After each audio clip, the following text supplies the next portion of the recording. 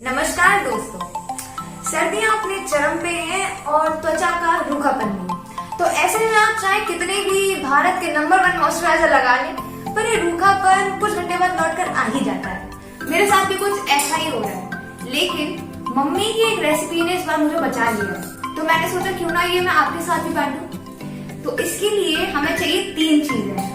एक है गुलाब जल, दूसरा है ग्लिसरीन और तीसरा है हमारा प्यारा नींबू पानी, सॉरी नींबू का रस।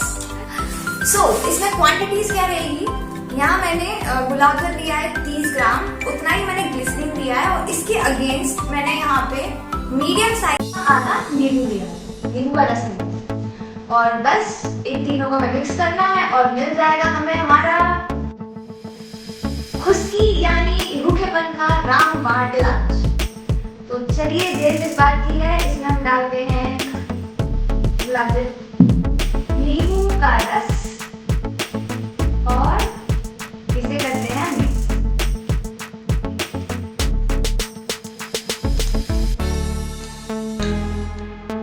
सभी लोगों की स्किन एक जैसी नहीं होती है, तो हो सकता है कि जो ये लोशन मैंने यहाँ तैयार किया है, आप में से कुछ लोग मुझे यार बोले कितना ज्यादा है इसमें, तो आप इसमें गुलाब जल की क्वांटिटी थोड़ी सी बढ़ा दीजिए।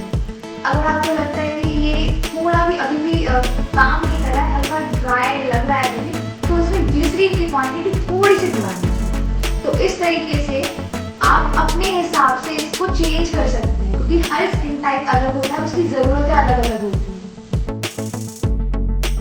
ये हमको कम से कम 1 सीजन तो चल जाता है आराम से, तो फ्रिज में रखने की जरूरत नहीं है। आप जहाँ अपने ड्रेसिंग पे रखते हैं, जहाँ भी इसको रखते हैं, कैरी करना चाहें, ले जा सकते हैं। 3 आसान से स्टेप्स को फॉलो करके हम अच्छा मॉइस्चराइजर घर बैठे बना सकते हैं, जो कि हमें बाकी मॉइस्चराइजर की तरह धोखा नहीं देगा। ये बोलते कि 24 घंटे तक बना रहेगा और 4 घंटे भी नहीं चलता है, लेकिन ये वाकई में चलता है 24 घंटे।